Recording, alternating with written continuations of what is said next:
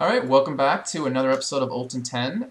Today we have another great guest. If you play competitively at all or any ranked, I guarantee you've heard this name before. It's Scarra from Team Dignitas. Why don't you go and introduce yourself? Oh yeah, hey, I'm Scarra from Team Dignitas. I usually play AP solo mid, and yeah, that's pretty much it. And I see you're playing Viger this game, and it looks like you actually first picked him. Is there a reason you did that?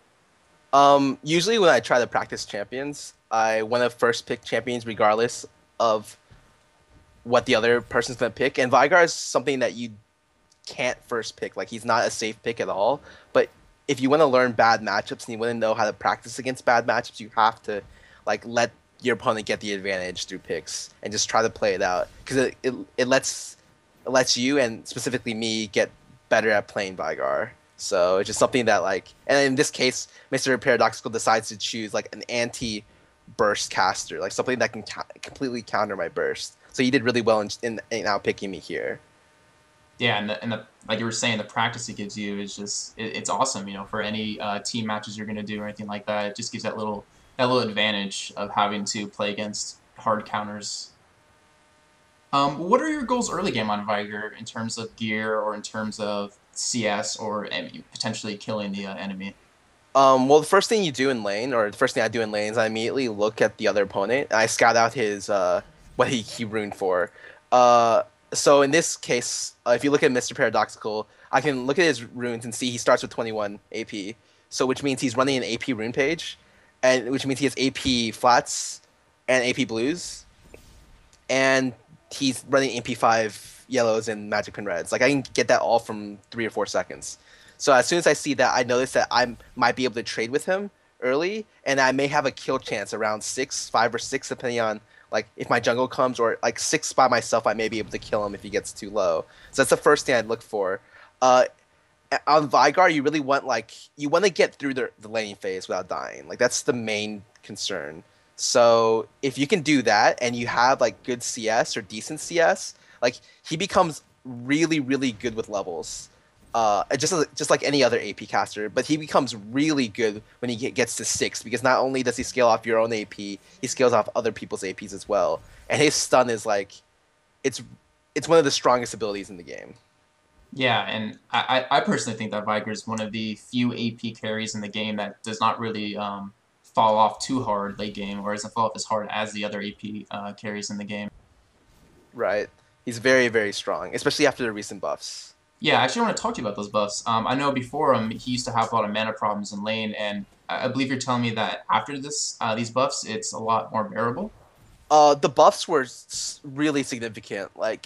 It's always was an issue for Vigar for mana regen in lane because he has one of the lowest. I've heard one of the lowest base mana regens of any caster in the game, and for his passive to synergize well with his kit, he needs like a high base mana regen, or else like his passive because they made his passive so that he would regain mana, so it's like a mini chalice, but it doesn't matter if your base mana is so low because chalice only works well like the effect of chalice and the effect of his passive skills depending on his mana regen.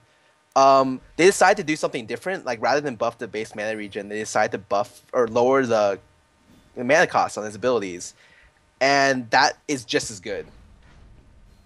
And so Right. yeah, it helps a lot after the patch to play Vygar. Like I consider him pretty strong now. Unfortunately, Twitch comes in here for a gank, and it's unsuccessful because you're in which actually he ends up feeding that new red, which is kind of bad, kind of pretty bad, because it's just always bad when the jungler dies. Yeah, the only good thing from here is that he forced Paradoxical's flash, and I didn't have to flash. So I'm still okay, like ahead in laning. Paradoxical didn't get the assist, I don't think, and so I'm still relatively okay. Um, and so here I see he's low, and I try to flash ult, and I knew he had mana enough for ult, but I was curious to see if he would be able to ult himself. Like it was kind of, I was trying to judge to see how good the other player was, like how fast the other player was, and just based off that, I can tell that like he's at least a person with pretty quick reflexes, and I can react off a flash. And some people can't do that. And so like just from that, I can tell like I'm gonna have to at least play pretty smart against this person. Right, so you're kind of feeling out your lane opponent by Right. testing these things out.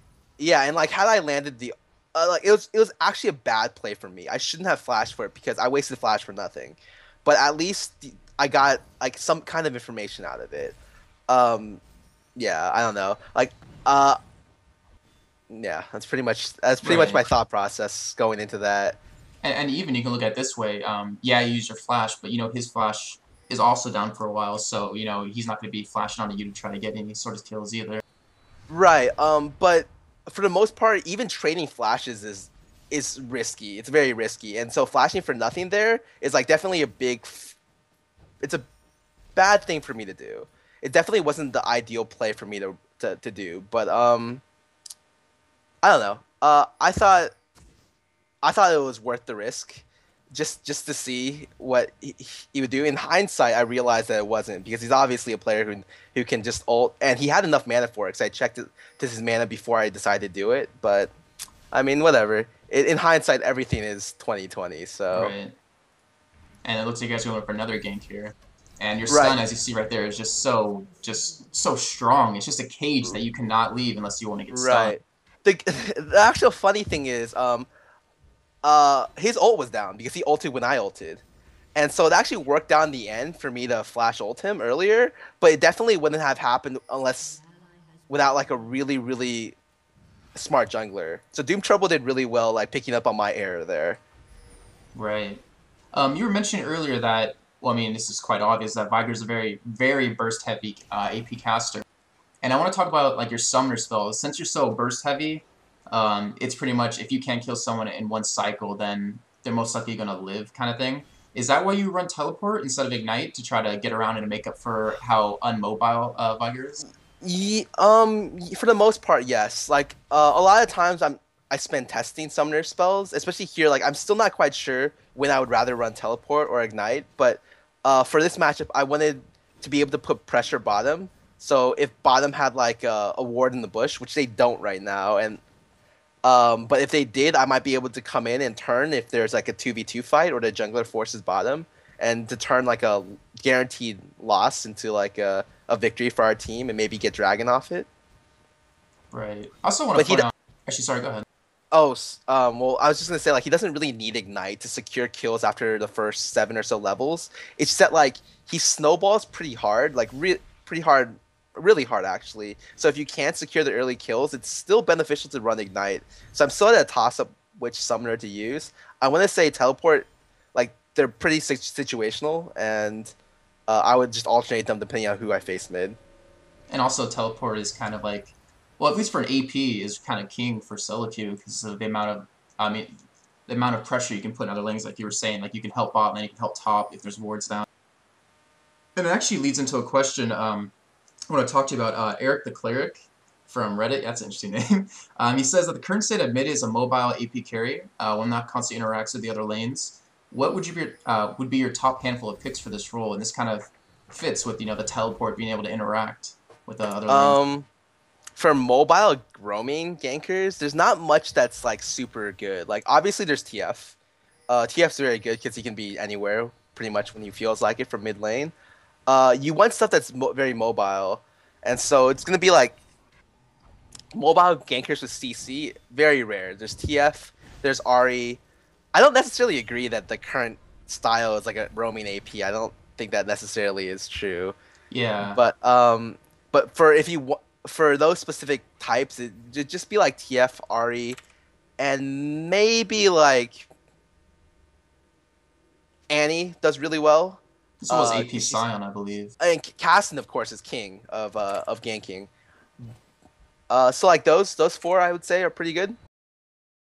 And I know AP Scion, sorry, I mentioned a little earlier, was definitely a major pick because of how mobile it was with Boots mobility and being able to get to the bot lane and top lane without anyone noticing unless they have wards down. And even if you did have wards down, you would already be past the area where it was. Oh right. And AP Sion's very good because most solo queue AP Sions just run boots mobility and just roam after shoving mid. Right. And one thing I want to point out is that against Zillion, which, I mean, everyone should do this just because it helps kind of counter him somewhat, is that if he does bomb you, if you've been watching, you notice that you stand in your own minions to kind of blow up to keep the lane pushed towards you instead of just, walking out and letting him get away for free.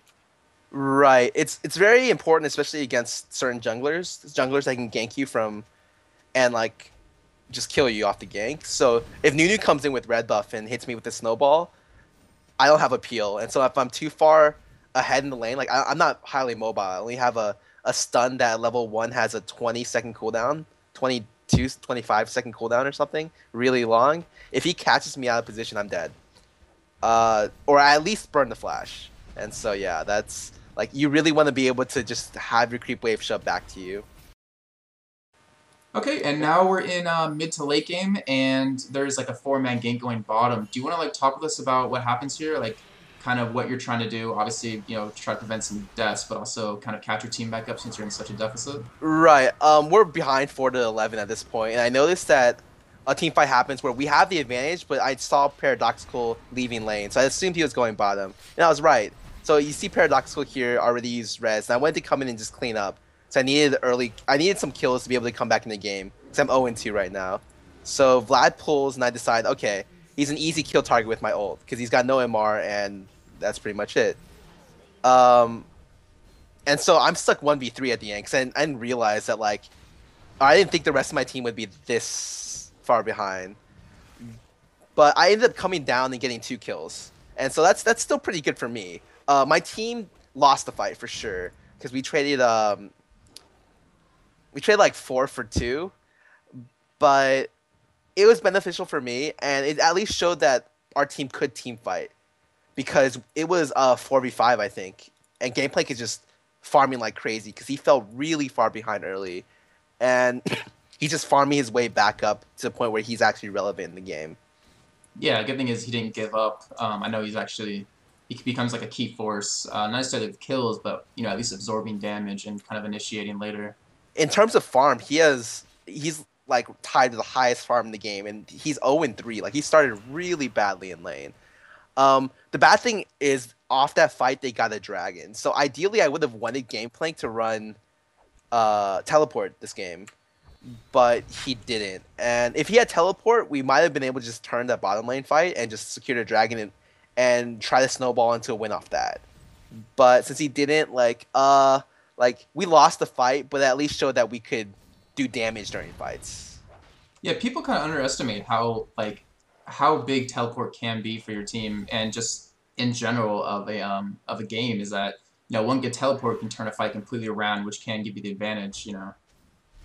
Right, it's definitely very important because it puts pressure on the map even if you're not in that area, and putting pressure is a big part of how to play this game, how to win playing this game. I actually have a question for you, but before we get to it, I actually want to ask you this: how long have you been actually playing AP carries? Like, what kind of got you started with doing AP Um, middle instead of AD or I bruiser? feel like I always felt like AP was like the role that I just liked playing. Um, as right there, like Paradoxical overextends and I kill him. But I always really liked playing AP carry because I feel like the mid lane. I knew starting the game that I wanted to play a solo lane, regardless of where I went top or middle. I went into solo because I just feel like solo lane would be like a strength that I had coming into the game. And I realized AP carries would play middle. And I really like playing AP carries. Like I like playing AP carries in Han and Dota and stuff, but they don't scale as well. So I ended up like I still played the role, but I couldn't effectively carry from the role. Whereas in this game, like casters scale all the way to the end of the game, and it was something that I was really interested in when I started playing the game. As you see here, I bottom lane fight erupts, and my TP's up, so I go down there, and I turned what could have been a like a I think we ended the 2 for 2 there. Yeah, and it could have been like a 0 for 2. No, no, Yeah, no. you actually get one more kill here Yeah, on I got two Vlad. for one actually there. And yeah, you see me, and oh, Vlad actually pulls my ultimate here. So that was really good on his part.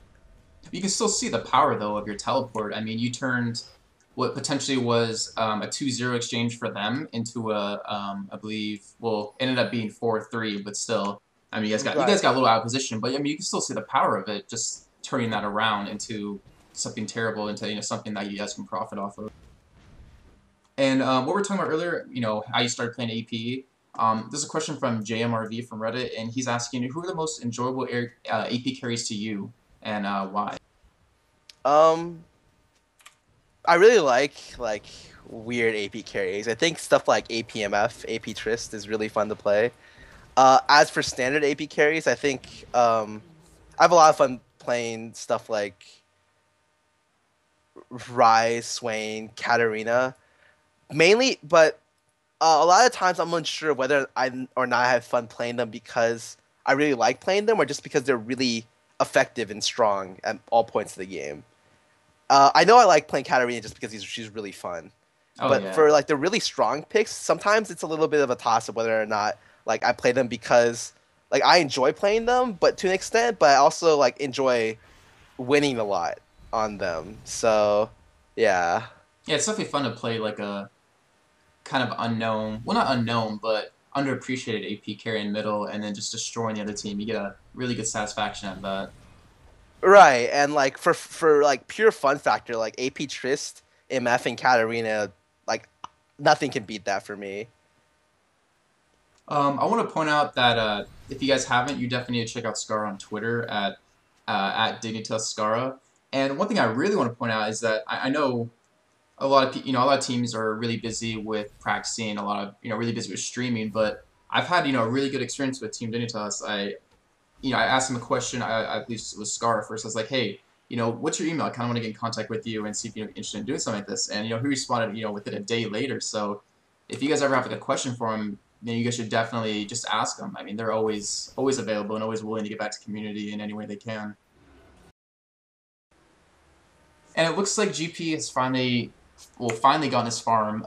He finally has his Warmong and his Atlas, so he's prepared to team fight. And it looks like the enemy team's going for Baron here, and of course it's always crucial to stop.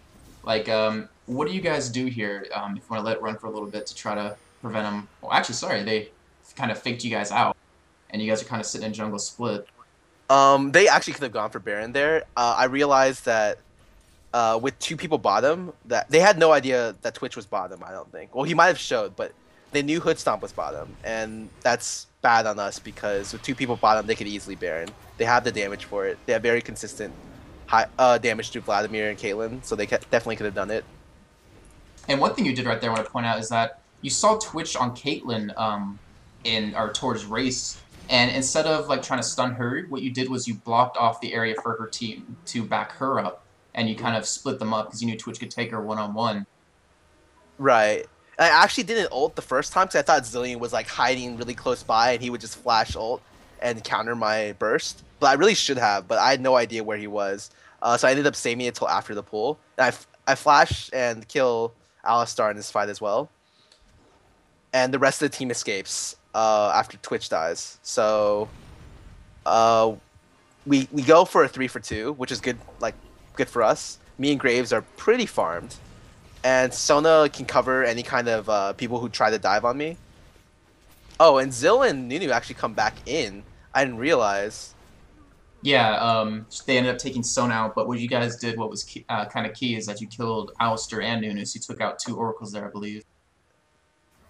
Yeah, I missed my stun, but it hood stomp the AD carry. I can picked up my slack there. And one thing I want to point out here is that what Viger's known for is something you're going to do right here, is killing someone before they have any chance to do anything, and you end up catching a Zillion out of position and taking him out with just your burst. Do you, in terms of gear, do you feel like Deathfire's Grasp is a necessity on him? I mean, I know the CR is amazing for him, and I since you get so think much AP, it's the passive on it, the 3.5% per 100 ability power is really nice. But can you give me your right. thoughts on that? It's a really good item for Vigar. It synergizes really well because he really is like a person who just wants to stun someone and just one shot him immediately. And if you get an early Deathfire, you can the minute you get a Deathfire, you can one shot almost any AP carry or AD carry on their team, and even some tanks if they don't build MR. And so it's very deadly once he gets it, and especially because the new mastery change turned. Yeah, the new mastery change made it so it's hard to get any kind of CDR now outside of Deathfire. Getting Deathfire means it's even more important after the mastery change. As you see here, you're kind of doing like a little bit of hit and run kind of style where, once your Baleful Strike is on cooldown, you kind of, you try to run around just to buy time for the rest of your cooldowns to come up. Kind of like Gragas a little bit, but I mean, of course, not as beefy as he is. Right. And unfortunately, or go ahead. Yeah, I make a bad play there because I think my stun was up, but I just decided to try to one shot Zillion without stun, and of course he just ults himself, and I die, and so they clean up really easily, and everyone dies but Twitch. Yeah, and Or as no, you're Twitch dies really early in the fight, so everyone just dies because we got picked really badly at the tower. and as you're saying in the beginning of the game, that Zillion's a really good counter you just because he can ult the person that gets bursted, and then it's like nothing happened. Right. Um, the problem right now for him is that he didn't build any MR and he didn't build Merc Treads. So if I catch him in a stun, I can one shot him from 100 to 0. And I've actually done that quite a bit during this game. Yeah, and you also, if you notice that since you chose Viger and you have a Sona, Caitlyn had to run a cleanse instead of any sort of exhaust or ignite for bottom lane, which I mean it doesn't really get talked about much, but that kind of mind game right there kind of sets her off a little bit in lane and should have given your team a little bit of advantage down there. I think most teams, especially in competitive play, have their AD run cleanse just because in the late game, if your AD carry gets caught in a bad position, you're screwed. Like you lose the game. And so almost everyone runs it. Um, but especially against Vigar, if you see a Vigar, you have to run it because if your AD carry can get caught really easily. Caitlyn's a more far ranged AD carry, so she can't get caught as easily. And over here, like I catch crumbs, uh, with a flash stun, and we just decide to go on Baron. And I think this is the big turning point of the game because we're pretty far behind before this, and they come in like almost one by one to try to stop us, and that's never good. Oh, Zill comes in, and he knows that my stun is down, but Sona does this miraculous ult, and I use it as a type of stun to set up my combo, and so I kill Zillion without even landing my stun, and that was the perfect Sona ult. Like Sona did really really well there. That probably changed the entire outcome of the fight because Yeah, she did that. you guys go 2 for 5 on that, which is really nice, and you picked up Aaron as well. Right, and that's all really because Sona ulted when I missed my stun. And people really underestimate the value of a good support. I mean, just even if you don't have a stun, like a John, just a knock up and knock away kind of thing is really valuable, and people kind of don't really appreciate it as enough as they should. Right. And actually that kind of backfires on me later because like Sona thought it was so impressive that she tries to do it again later in this game and she fails it. And we actually lose, like we lose, she dies or something because she tries to do the exact same thing after I missed my stun. She went out of position later in the game and just died trying to replicate the same scenario. I believe here you pick up a blue pot. What's kind of your view on popping elixirs before fully built? I know you guys have Barons. It's kind of like a nice little way to get you since you lost it to catch back up to it, kind of thing. Well, I am almost full item builds. I didn't have enough to buy Quicksilver or any other item, and so instead of just like it was a good idea for me to pick up because not our blue's down, so I needed some sort of CDR help, and so that 10% pushed me to about 30%, 29% it says, and it just helps me become more of a factor in team fights. I think, especially at this point in the game, I should be blue potting whenever possible. As long as it doesn't interrupt my item build, because I know we're gonna force a fight with Baron buff. We have 3 people with Baron buff. I know we're gonna force a fight somewhere, and so it looks like we're just gonna all come bottom and force a fight here, or at least 4 of us are. What would you say for people in solo queue in terms of popping elixirs? Like, is it usually when the other team gets the advantage of Baron, or is it kind of like, is there a certain time you know when to do it? It's just whenever it feels like you're gonna go into a big fight that may change the outcome of the game, you really want to be potted up for that, if possible. If it doesn't disrupt your builds, because like if you don't want to waste too much unnecessary gold buying it, because if a no fight happens and you pop double pot like that, you're down 500 gold. That's a significant amount. Yeah, especially if you're using more than well, using them at different times as well. I mean, you could be down potentially 750 to 1,000 gold, which easily could be, like a BF sword or something like that. And as you saw earlier, you did again what Viger does best. You stunned that Zillion, you Deathfire grassed him, you just blew him up, and you shut him out. I mean, he had no chance to ult, which it turns a fight from a 5-on-6 to a 5-on-4 pretty much. And you take out two people technically with that. Right, and I don't know if it's very obvious in this video, but he started with Sork shoes and then later decides to switch to Mercs because he can't afford to get caught in my stun for too long. Because if he does, I'll obviously global him inside the stun. So what he decides to do is he sells his boots and he's gonna buy Quicksilver right after this. And so right here, Sona actually tries to set me up for the ult, and I wasn't close enough to follow up. So like it was kind of it, got- it it could have been pretty bad if I was out of position. She didn't die Yeah, for it like I thought, but like it could have been pretty bad. and you guys picked up 2 kills off of it still. Yeah, So just kind of create a and little opening for you guys. hmm And it looks like I believe here you take out these last 2 towers, and I mean the morale of the other team, which I mean morale doesn't even get really talked about too much, but and as you see right there, you do your combo again, and not even have your Deathfire Grass, and you still blew them up, even with MR, because you have your Void Staff. But like team morale doesn't really get talked about too much in games. Like how does it affect Team Dignitas? Like do you guys try to lift yourselves back up and try to be like, oh, just don't worry about it, shrug it off, it's okay, let's just get back in the game, or how I do you guys mean deal with that? you have to kind of work like that because I mean lot you can't ever lose a lot of times and have it not affect you. Like morale is always going to be an issue. It's always going to be very important too. Um, I guess most of our players can deal with losses pretty well now. Like as a new team, it might not be it might be pretty hard to deal with losses, and especially if you take games really seriously, and in solo queue, it might be hard to deal with losses as well. It just the mindset you have to get into a mindset where like the loss you should try to have the loss affect you the least, or not affect you during consecutive games afterwards. Because especially in series like a best of three, Dignitas has lost games where we were ahead 1-0 and has pulled games back when we were ahead 0-1. And all of that is just mindset, not having the loss affect you or having the win like affect you so much that you think you're just gonna sweep them. And hubris is a big deal when it comes to that because it affects like it happens a lot and you can't have it like a series isn't over or a game isn't over until the nexus dies or until like two nexuses die. Right. And there's always a chance to turn around a game from just one key Right. play. And And oh, go yeah. ahead.